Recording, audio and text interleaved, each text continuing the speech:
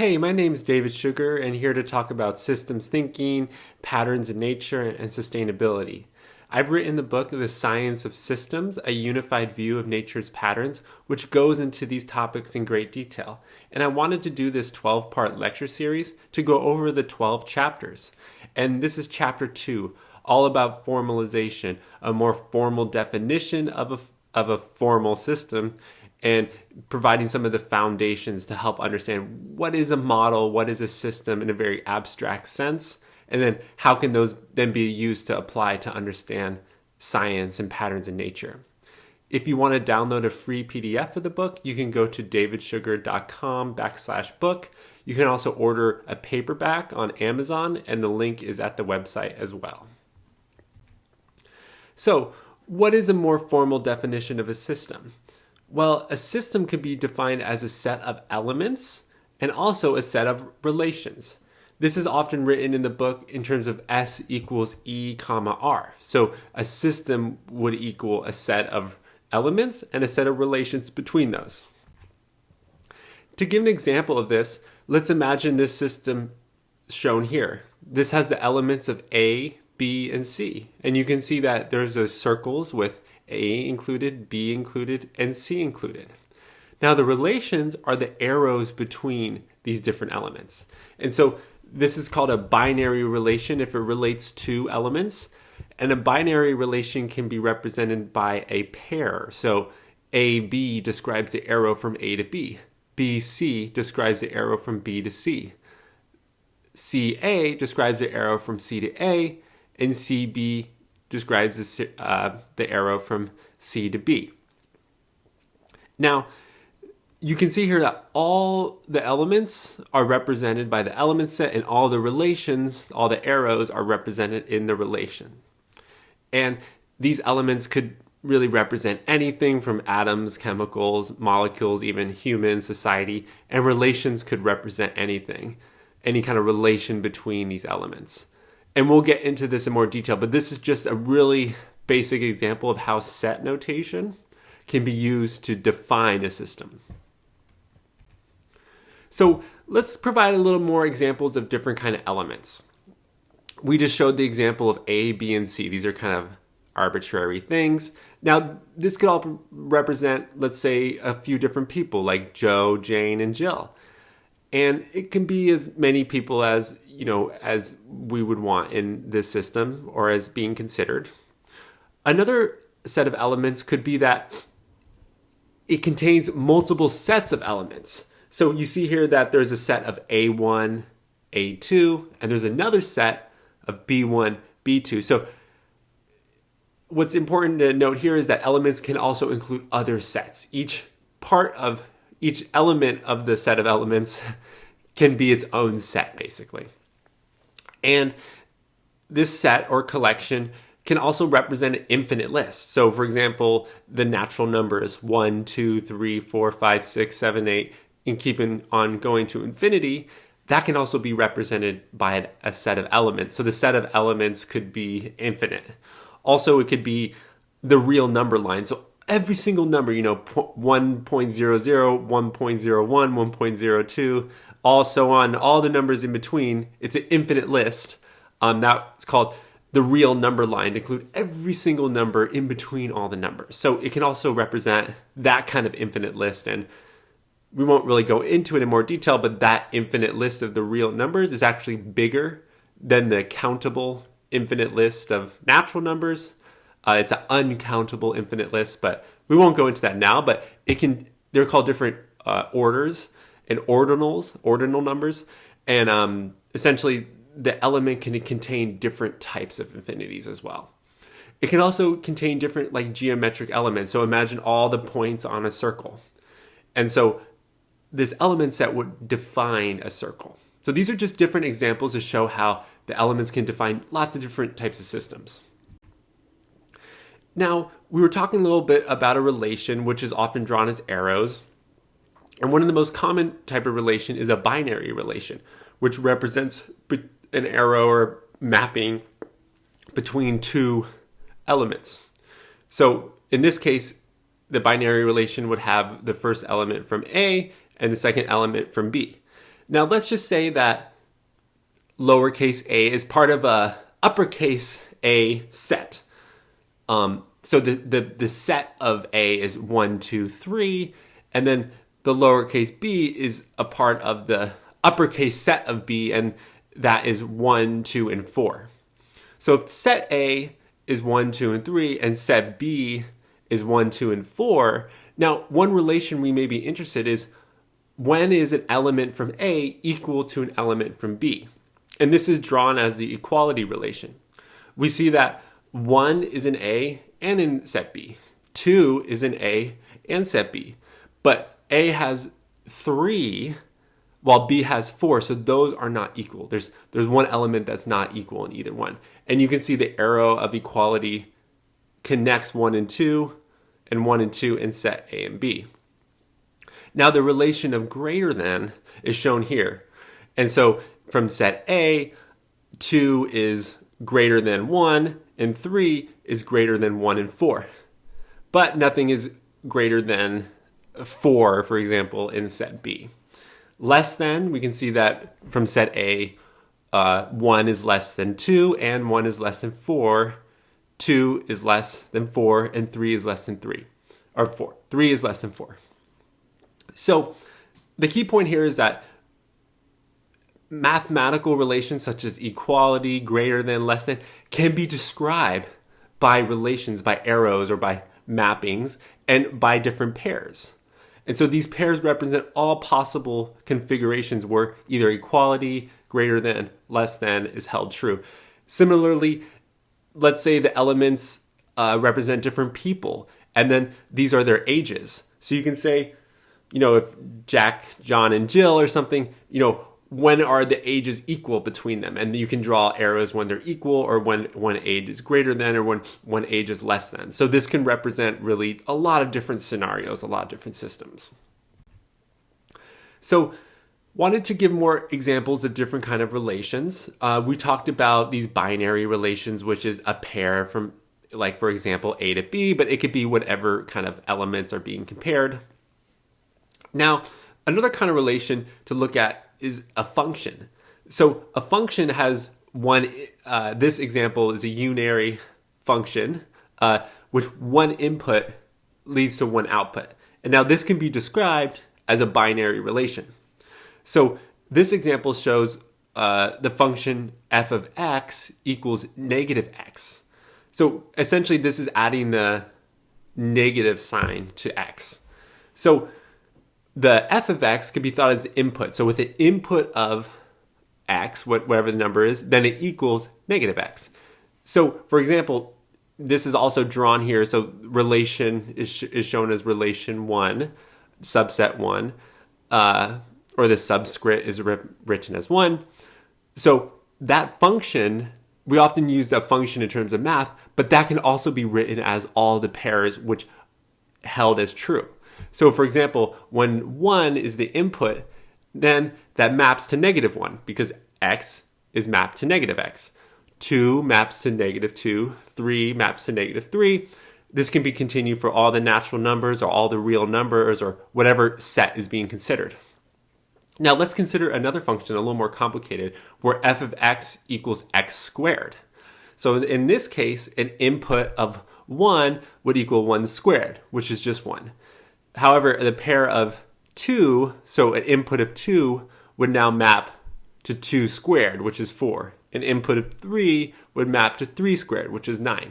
So what this is trying to show is that different functions in math and all these different relations at a fundamental level can be represented in terms of relations, of these arrows, of ordered pairs. And there could be multiple, they could be triples and other kinds of things that we'll see soon.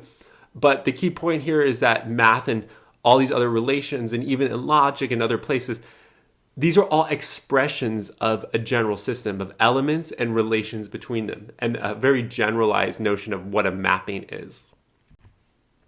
So to help provide more definition for what a relation is, it's helpful to look at the Cartesian product. And the Cartesian product is represented with this cross sign similar to a multiplication, but this is used in set theory. And this is to take every permutation of the set of all ordered pairs of the set. So let's say the element set was 1, 2, and 3. Then E cross E, which is the Cartesian product, of E and E, that basically equals every permutation. So 1, 1, 1, 2, 1, 3, 2, 1, 2, 2, 2, 3, 3, 1, 3, 2, 3, 3. So every possible combination of those. And this could be extended to even more. So like a triple E cross E cross E. And this would contain all the triples of each permutation of that initial set. So now with the Cartesian product, we can do a more general definition of what a binary relation is. So a binary relation can be thought of a subset, that's what that symbol stands for, a subset of two sets. So this example is A and B. So basically, what the subset of the Cartesian product of A and B. Now, A and B, for example, in the previous examples, they have different elements. A cross B would be all the various permutations. Now, a given relation is saying which of those permutations apply. So in equality, a certain subset of those applied. In greater than, a certain subset of those apply. A less than, a certain subset of those apply. So any relation would be a certain subset of the Cartesian product. Which of those pairs are connected with what relation? And it should be noted that, some pairs, it's okay for a pair to be in multiple relation, like equality can contain these, greater than can contain these, and some of those may be crossed over.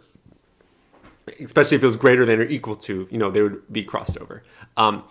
So this just helps provide example. Now, there can also be, like we were saying, 3 pairs or 4 pairs, 5 pairs. You can get larger and larger. There's called like an n tuple, like it can be extended to n numbers. And so this could be thought of as an n-ary relation. So the subset of those would just be all, let's imagine there's elements at 1, 2, 3, 4. Basically, you take the Cartesian product of all of those, and then that your whatever n-ary relation would be a subset of those. And so below you see that a shorthand way of writing that, let's say it's E1 cross E2 cross E3, blah, blah, blah, all the way to En. That could just be written as E to the power of n. And the power here is not like a normal mathematical power, but more of a set theory power where it's representing the Cartesian product, how many Cartesian products are being taken. And so it's written here that R to the subscript of R. So that just means that any given relation, so it might be relation 1, relation 2, relation 3, whatever it may be, it's always going to be a subset of the elements to a given relation order. So maybe it's binary relation. Maybe we were looking at 3 n-ary. We're looking at 4, or all the way to n. So this helps provide a more formal definition of what is meant by a relation in terms of an element in a system. So now we've provided a little groundwork. Let's kind of go back to the basics. And now we have a little more formal definition of a system. So a system is a pair of elements and relations. The elements can contain multiple different elements, E1, E2, E3, all the way to E subscript E, which is written here. Now, each of those can contain various elements, or there could just be one element per them, or they can be infinite lists, like we were stating before. Additionally, there's a set of relations between those, so R1, R2, all the way to R subscript R. Now, each one of those relations is in a way defined by what the elements are, or limited by what the elements are. So we'll see here that R subscript R is always a subset of E raised to the relation order n. So with a binary relation, it would just be E cross E. If it's a 3 relation, then it would be E cross E cross E. So just with understanding the elements and knowing the relation order of a system, you can define what is the possible set of relations that can be part of this system.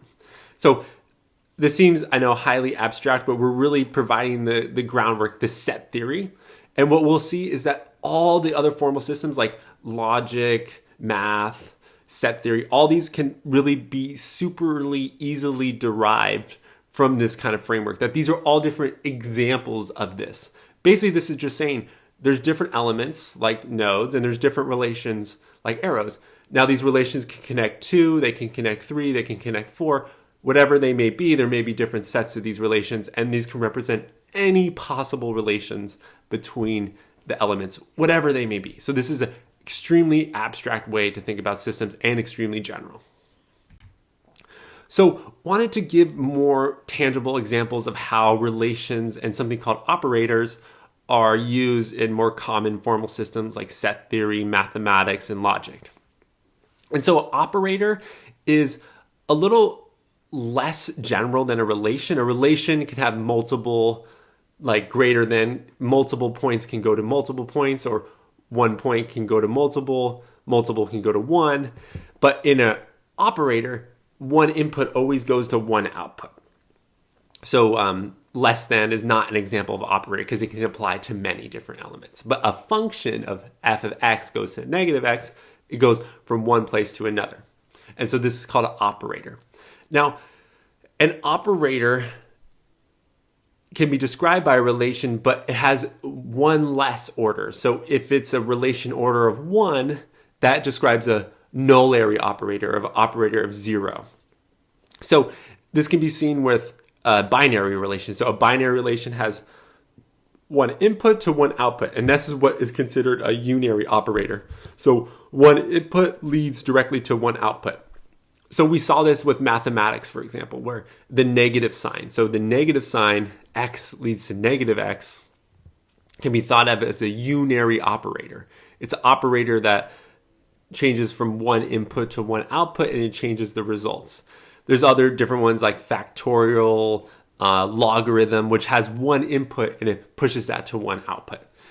Now, this can also be seen in set theory. There's some different things here. Cardinality, for example, is what is the number of the elements in the set. So that can be applied to one set. So one input set, you look at the cardinality, what's the number? If it's A, B, and C, then that outputs to 3. Now, this would be a binary relation, but a unary operator. It's always one less. And the reason why it's one less is because it goes to that output, right? Usually an operator, we're just thinking about how many inputs there are. In a unary operator, there's just one input. But there's, of course, 2 elements because there's also the output. So for a relation to describe an operator, you need one more order. So binary operators, this is a really common thing seen in logic and math. And it essentially requires 2 inputs, and then it goes to one output. And this would require one more relation order, n.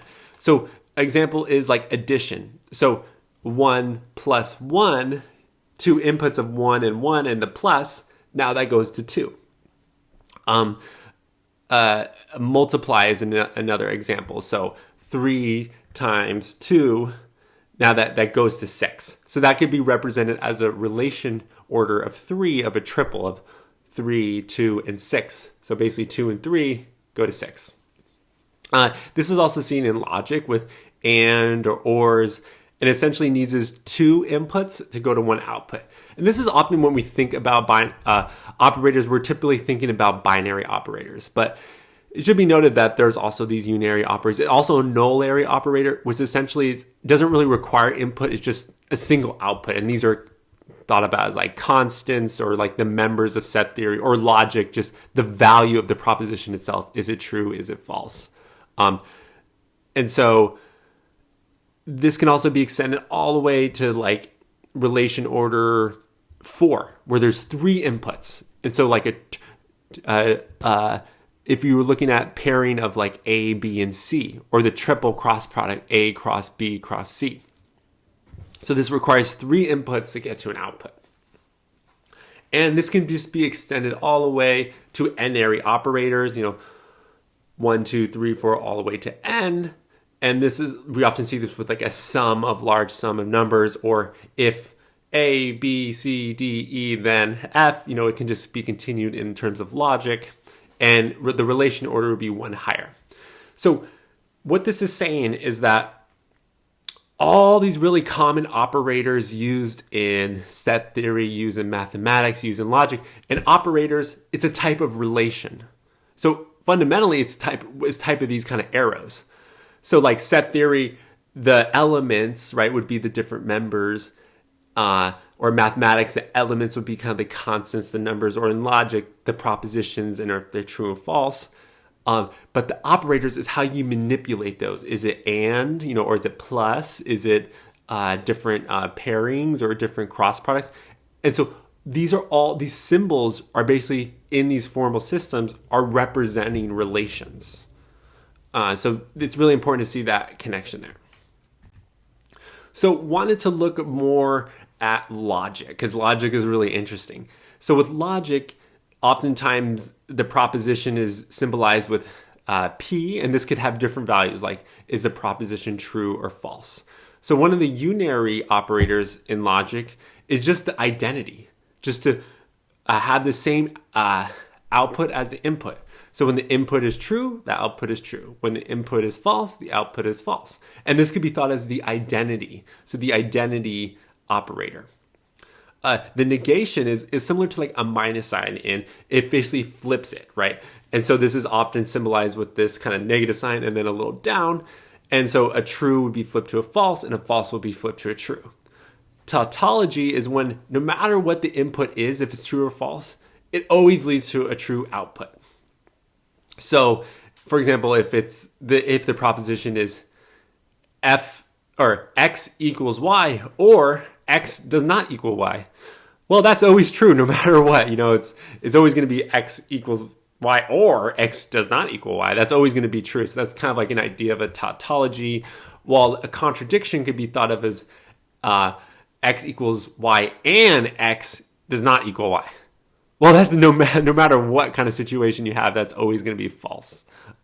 So it's impossible for x to equal y and for it to not equal y. So that's an example of a contradiction. So just wanted to highlight how it can be drawn, right? How we often think about negation, tautology, identity just in terms of logical symbols.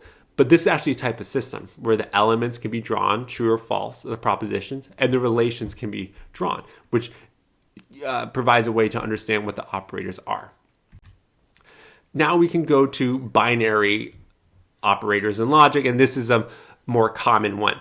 So one is with the proposition of P and Q is the AND operator. So basically, this is only true when both of them are true. So if P is true and Q is true, then it leads to the output of true. And you can see that when both there's two trues at the top, P is true and Q is true, that leads to true.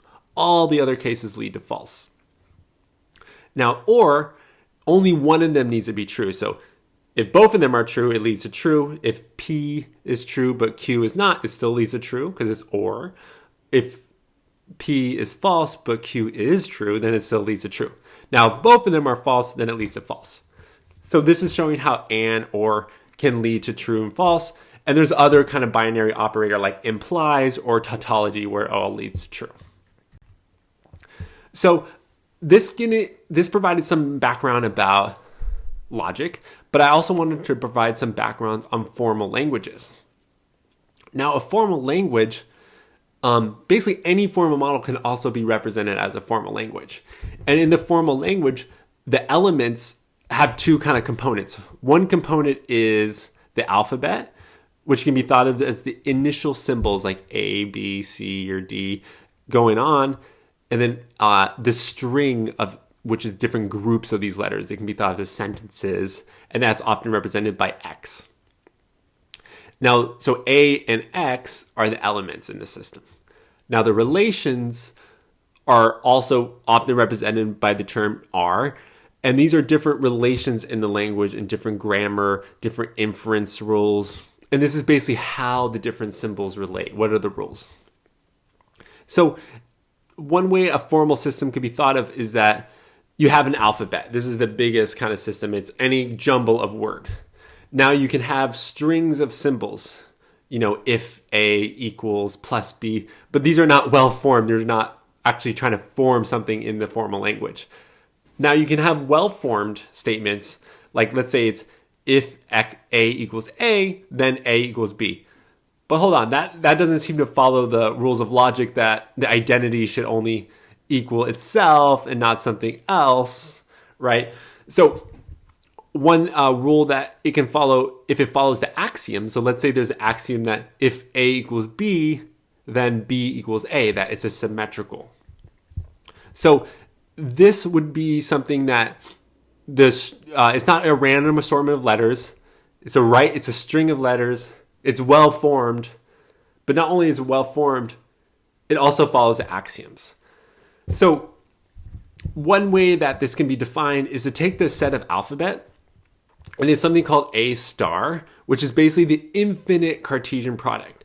So this can be thought of as every permutation of possible letters. Is it A, A, B, A, or A, B, C, A, or, whatever it may be, This could also be if A equals B, then B equals A, all those different formulations.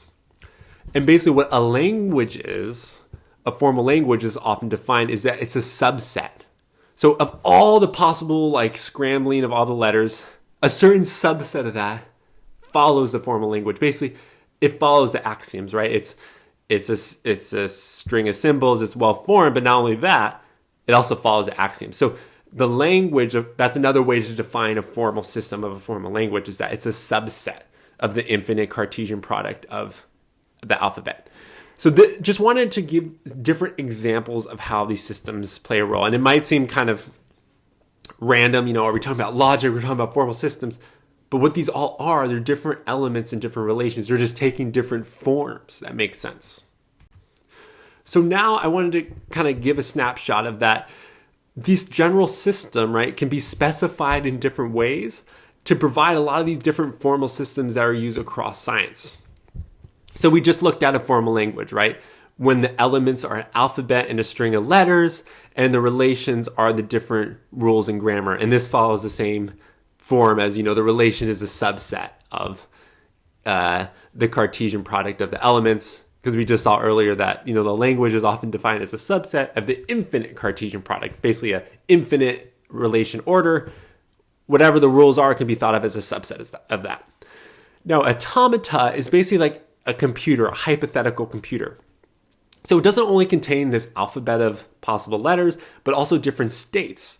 And there can represent initial states and final states. Initial state could be like what a program is, and then a final state could be what a program would stop on if it's a result, like an output. Now, how to transfer from the states to a new state is through something, relation. It's basically a mapping, where you do the Cartesian product again of all the current set of states, cross the alphabet, and now this leads to the new state. So basically you're saying, this is the current state, here's our input symbols, we'll add them, it's going to process whatever rules it may use in logic, it'll get to a new state. It's going to process those rules, get to a new state. So it's just a way to kind of manipulate often this is thought of as like a tape recorder of these different states, and they're going to the relation to go to a new state. And so this is a mapping. This is a different kind of relation.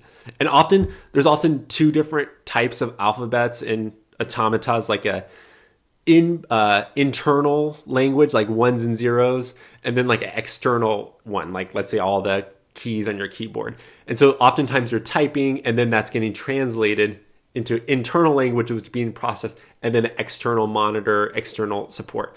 So you can split this up in more ways. There's different kinds of automatas. This is like a finite automata.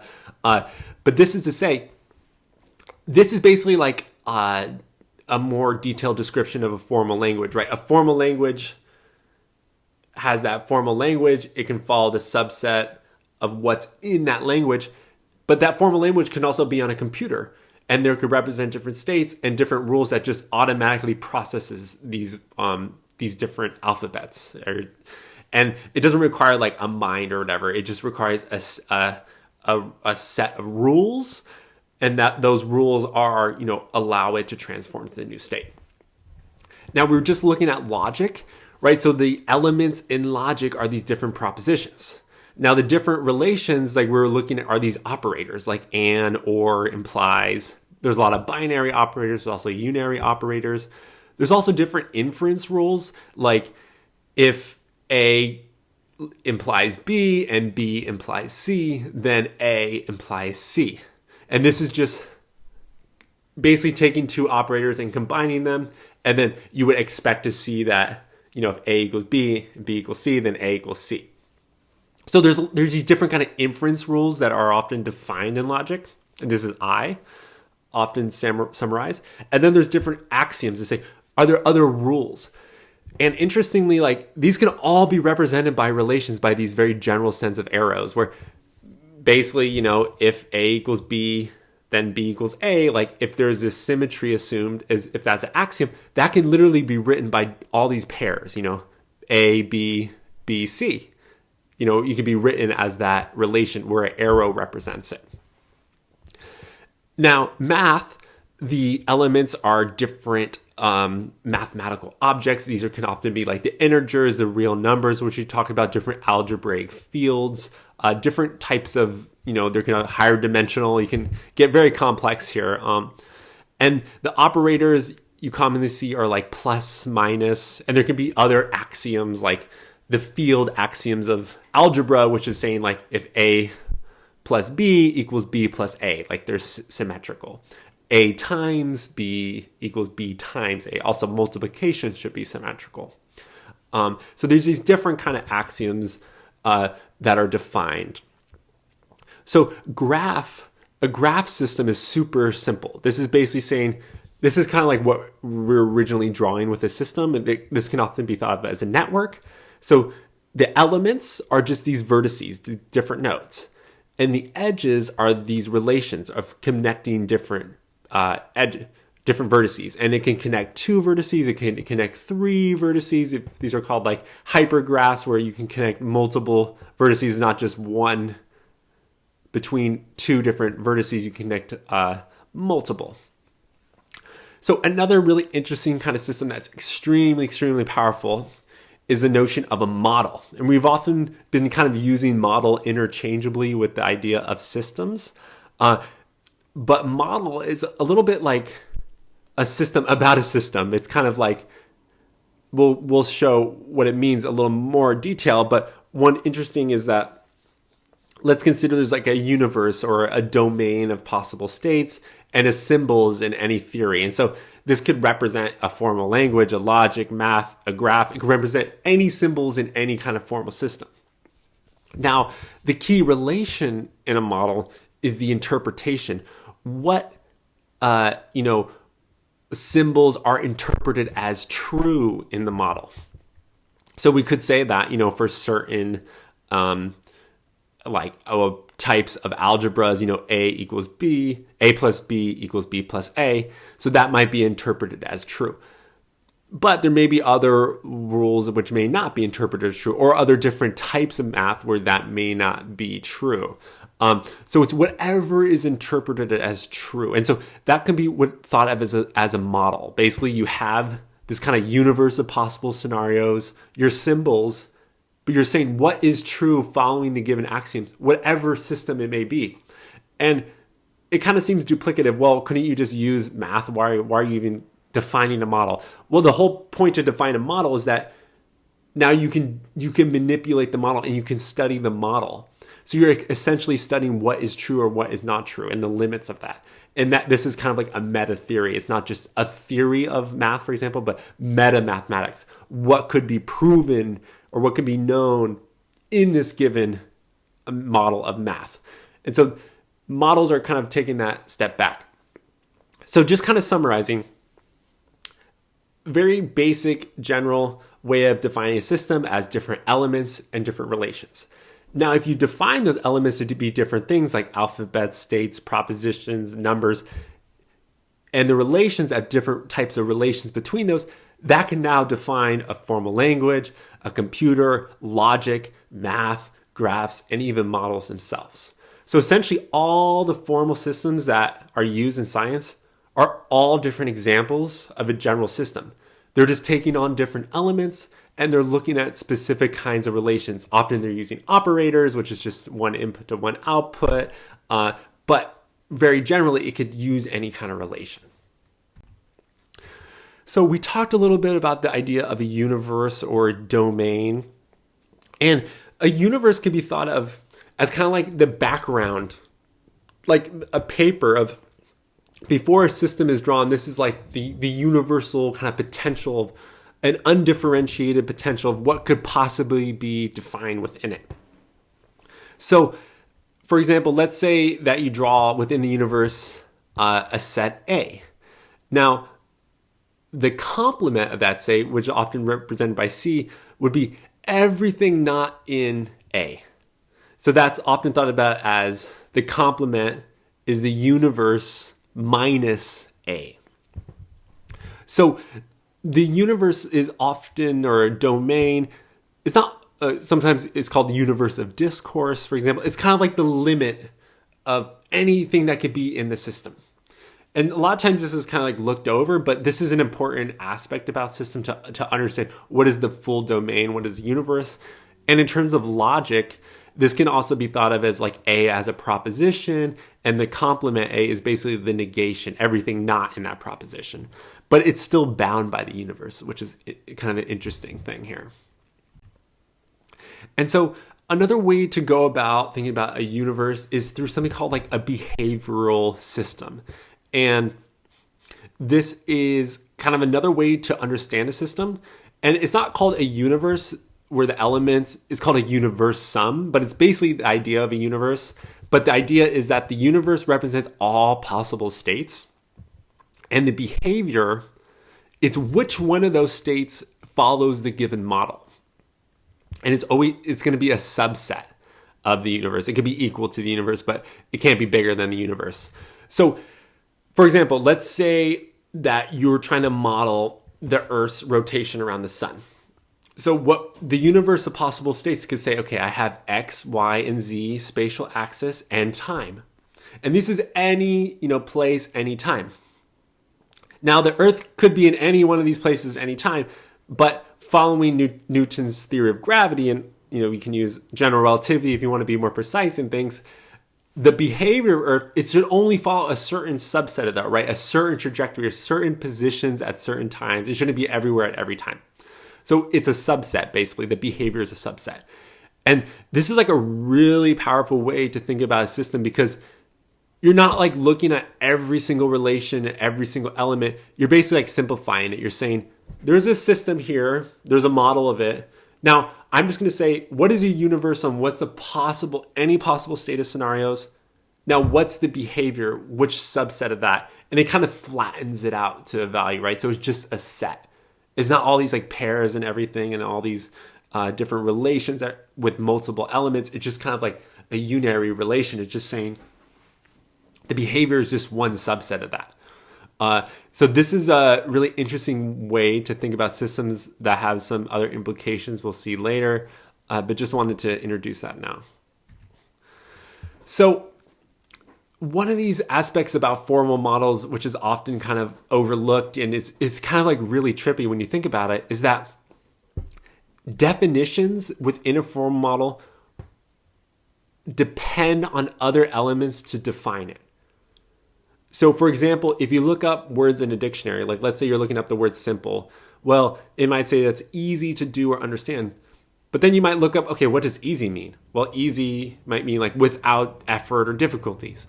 Okay, what does without mean? Well, it's in the absence of outside. Now, what does in mean, right? And so what you can do is you can go on forever and ever and ever, where you'll never leave the dictionary, right? You're just referencing other words, which are referencing other words, which are referencing other words.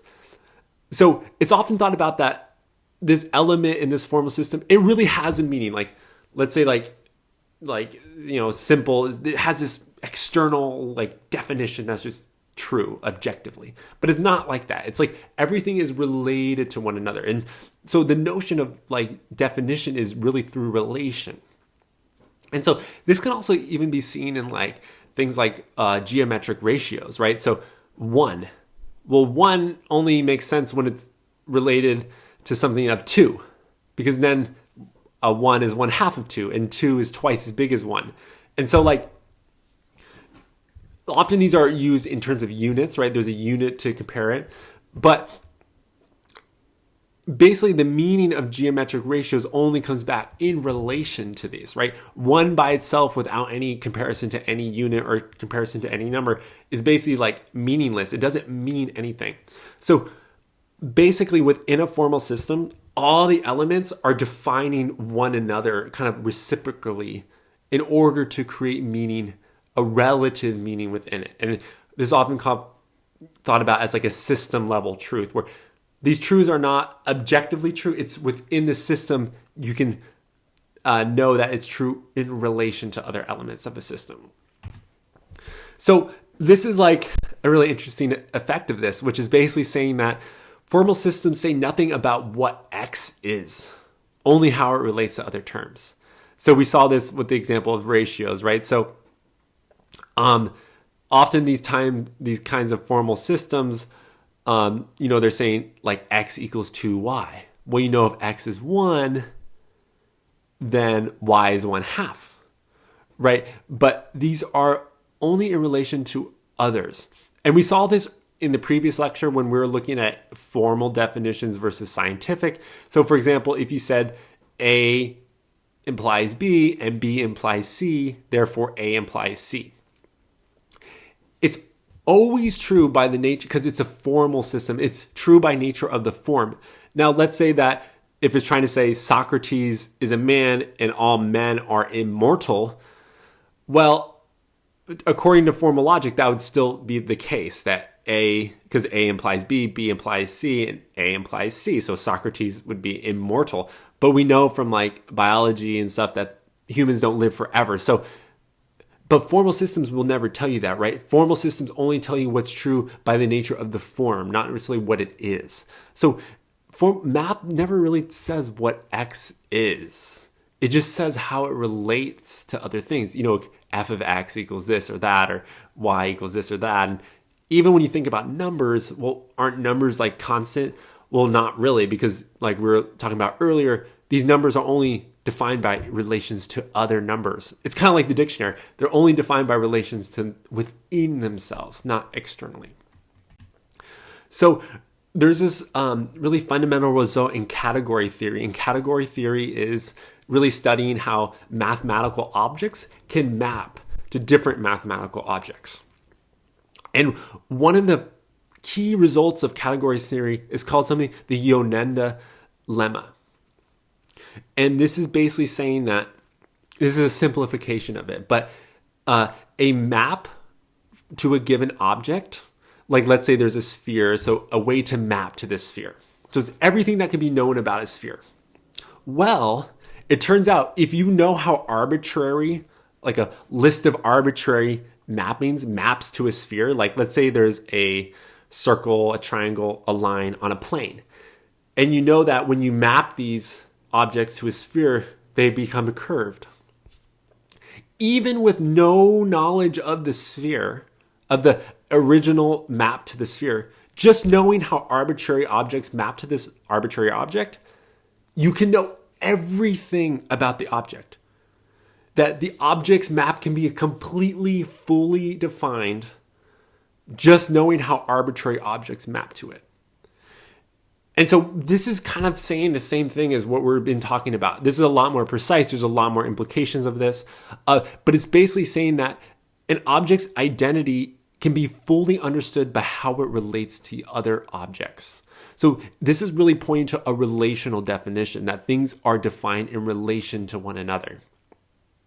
And I'll just say quickly that, one position may be to say, okay, what if there's just one object? Let's say a system with just just one object. Well, can't that just be defined by itself? Well, it turns out that the identity relation is a binary relation. It's saying an identity is saying that A maps to A. So A is identical to A. So essentially, in order to define one element, like one part, still requires a system. It basically requires that the element is A, and it requires the identity relation that A is identical to A and not identical to anything else.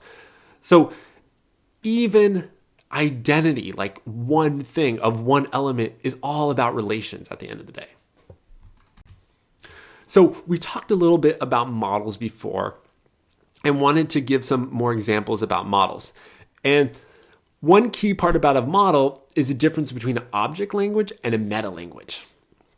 So an object language can be thought about as, we're talking about like a formal language, for example, and these are all the sentences like that may be true in the language. Well, a meta language is saying, well, let's define another language where the entire language is a part of the meta language, and we're studying the properties of this. So it's not about the individual sentences in the language, but it's about the properties of the entire language itself. So this is often seen like in math. So you can, oftentimes if you're working in math, like arithmetic, algebra, you're just working within math, 1 + 1 = 2, all these kind of things. And these are different, you're working within the object language of math. But one may say, hey, let's put all these arithmetic statements, which we think are true. Now, what are the properties of that? And this is called meta mathematics. So what is the properties of all these statements? And there can be lots of different properties.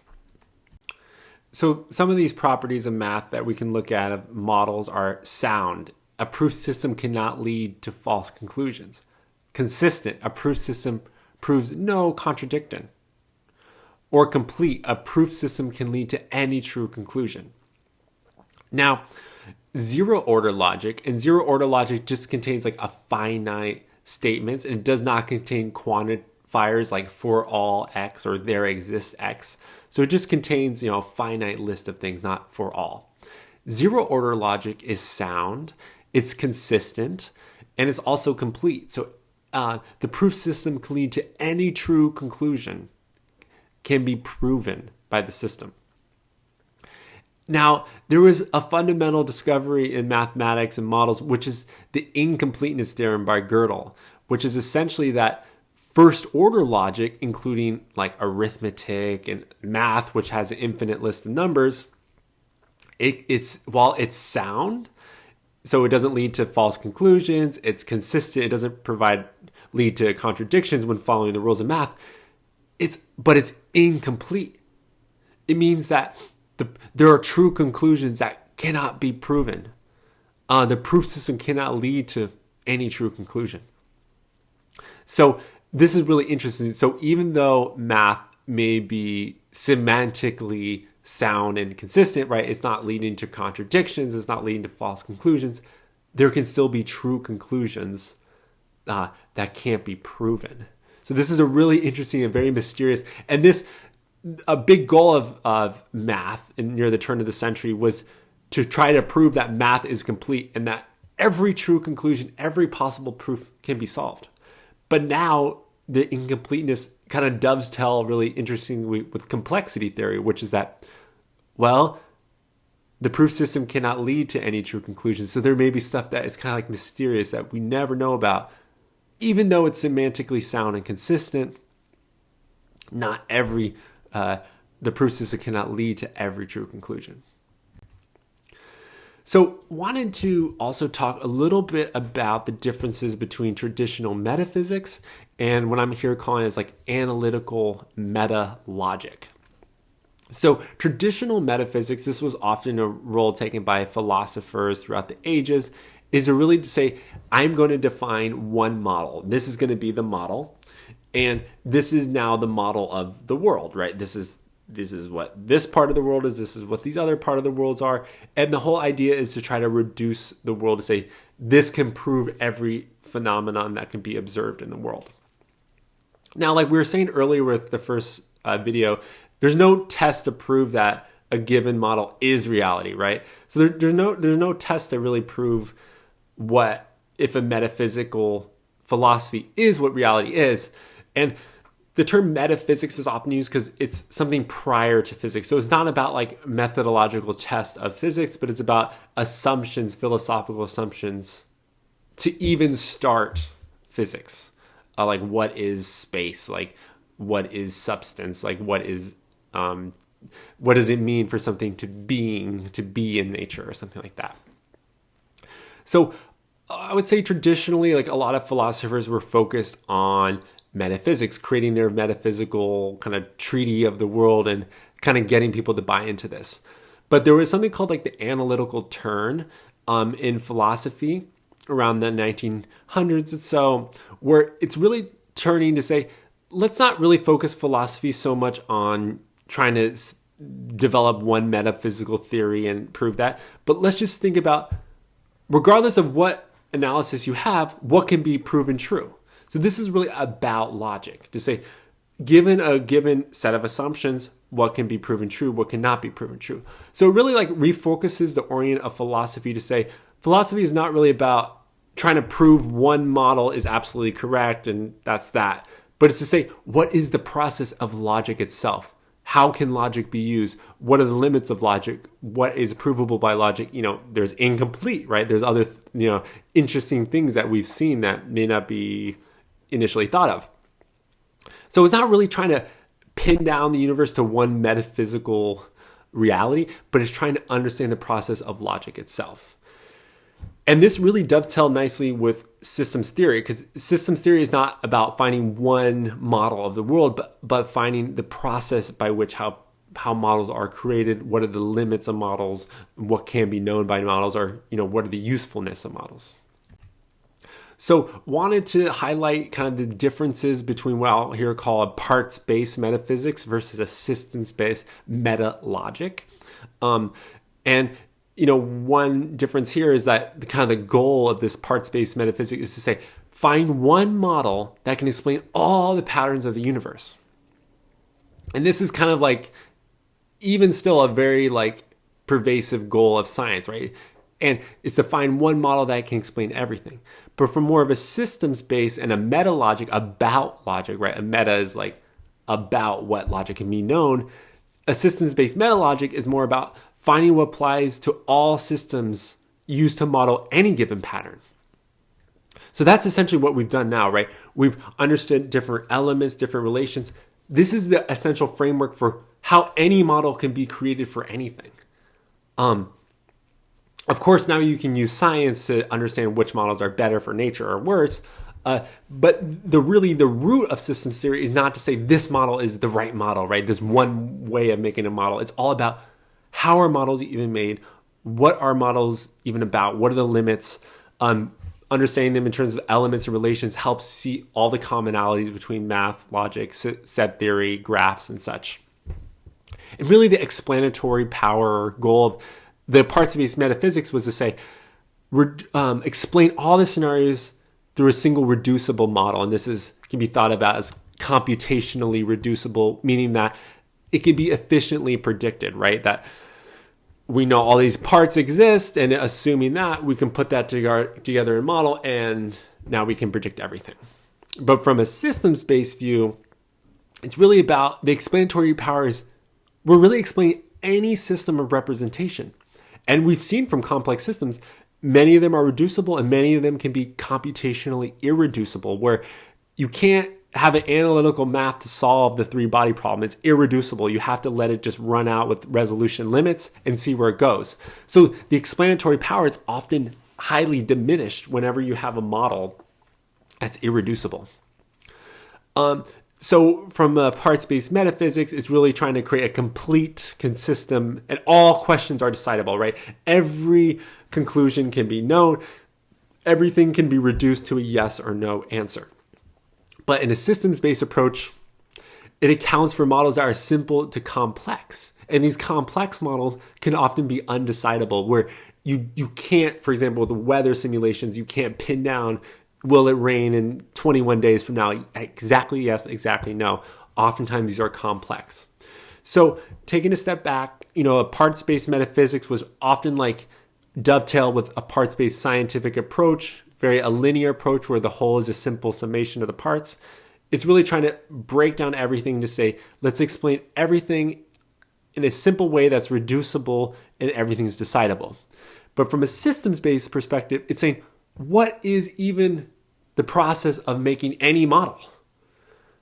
Now, these different models, some can be reducible, some can be irreducible, and complex systems can lead to undecidability. Now, science can be used to provide which models are more useful than others, but it's really helpful to have this framework about systems theory is a large part what can be known about models, not to say this pushing an agenda that this model must be the right one. So thank you for tuning in. This chapter is all about more definitions on a formal system, what can be known about systems, how math, logic, geometry are all different types of systems with different elements and relations. So if you want a free PDF of the book, you can go to my website, davidsugar.com/book. And if you want to order the paperback, you can do it on Amazon. There's also a link on my website. So stay tuned for more videos, and thanks for tuning in.